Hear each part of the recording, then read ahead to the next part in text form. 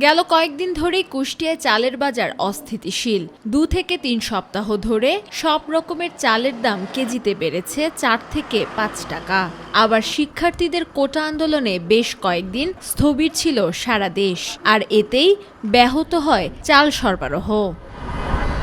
চলমান আতঙ্কজনক পরিস্থিতি এবং কারফিউর ফলে দেশের অন্যতম বৃহত্তর কুষ্টিয়ার খাজানগরের মোকারমে উৎপাদিত চাল আটকা পড়েছিল গোডাউনে।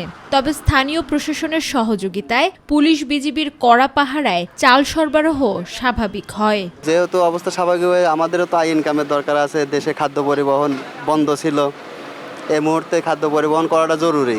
ঢাকা মোহাম্মদপুরে যাচ্ছে, আমাদের সঙ্গে পুলিশ র্যাব এরা সহযোগিতা করবে। আমরা পুলিশ প্রোটেকশনে ঢাকাতে যাত্রাবাড়িতে যাচ্ছি। আমাদের ভিতরে যতটুকু আতঙ্ক ছিল আর কি ততটুকু নাই। চাল সরবরাহ স্বাভাবিক হওয়ায় চালকল মালিকরাও স্বস্তিতে।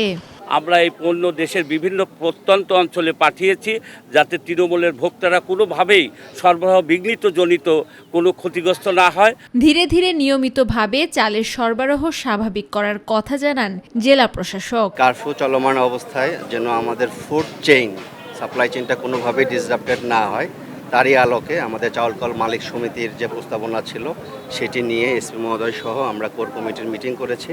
সেই মিটিং আমরা সিদ্ধান্ত নিয়েছি চালবাহী ট্রাক এখান থেকে ঢাকায় পৌঁছাবে, সেটি আমরা এসকর্ট করে আমাদের জেলা পার করে দেব। এদিকে স্থানীয় প্রশাসন বলছে বাজার স্থিতিশীল রাখতেই নেওয়া হয়েছে এমন পদক্ষেপ। নিত্য প্রয়োজনীয় যে পণ্যগুলো আছে এগুলোর সরবরাহে যাতে কোনো ঘাটতি না হয় সেই জন্য আমরা কেন্দ্রীয় সিদ্ধান্ত মোতাবেক আমরা আজকে এসকর্টের মাধ্যমে এগুলো ঢাকাতে পাঠাচ্ছি। আমরা যতদিন এই ধরনের চাহিদা থাকবে ততদিন আমরা নিরাপত্তা ব্যবস্থার মাধ্যমে এই সরবরাহ লাইনটা আমরা ঠিক রাখবো।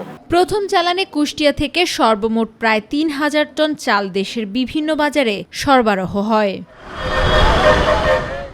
আমেনা হীরা, মাই টিভি নিউজ।